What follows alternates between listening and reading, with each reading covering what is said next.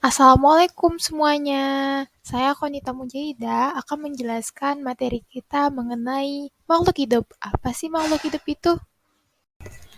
Makhluk hidup atau organisme adalah setiap entitas individual yang bisa menjalankan fungsi-fungsi kehidupan. Semua organisme pasti memiliki. Masih ingatkah kamu apa saja ciri-ciri makhluk hidup?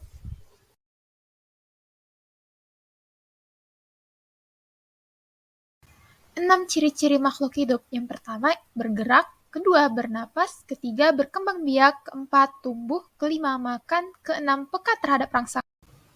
Gerak pada makhluk hidup adalah suatu bentuk reaksi makhluk hidup terhadap rangsangannya.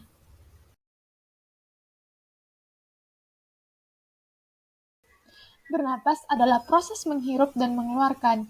Proses bernapas melibatkan oksigen dan karbon dioksida. Seluruh makhluk hidup pasti bernapas. Berkembang biak adalah menghasilkan makhluk baru yang sama jenisnya. Makhluk hidup berkembang biak untuk memperbanyak spesiesnya, tidak mengalami kepunahan dan mewariskan sifat keturunannya. Pertumbuhan adalah suatu proses bertambahnya tinggi, volume, atau massa tubuh pada makhluk hidup, dan proses ini bersifat kuantitatif. Makhluk hidup memerlukan makanan untuk mendapatkan energi. Nah, energi diperoleh digunakan untuk bergerak, tumbuhan, menanggapi rangsangan, dan berkembang biak. Rangsangan pada makhluk hidup disebut iritabilitas.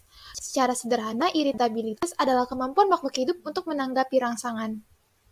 Selanjutnya, materi pertumbuhan dan perkembangan makhluk hidup.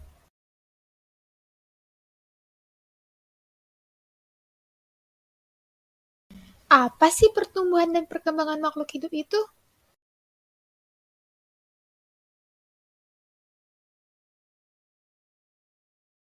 Pertumbuhan adalah proses pertambahan jumlah, ukuran, serta fungsi sel yang terjadi karena adanya pembelahan sel.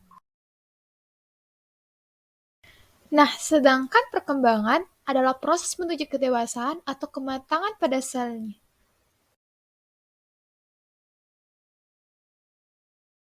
Untuk pertumbuhan, pada tumbuhan adalah bertambahnya tinggi pada batang. Perkembangan adalah proses menuju kedewasaannya. Contohnya itu alat perkembangan pada tumbuhan yaitu bunga. Perkembangan manusia ditandai dengan perubahan keterampilan, kematangan fisik, emosi, dan pikiran menuju kedewasaan. Pertumbuhan pada manusia, bertambahnya tinggi badan, bertambahnya jumlah gigi, bertambahnya berat badan, dan lain sebagainya.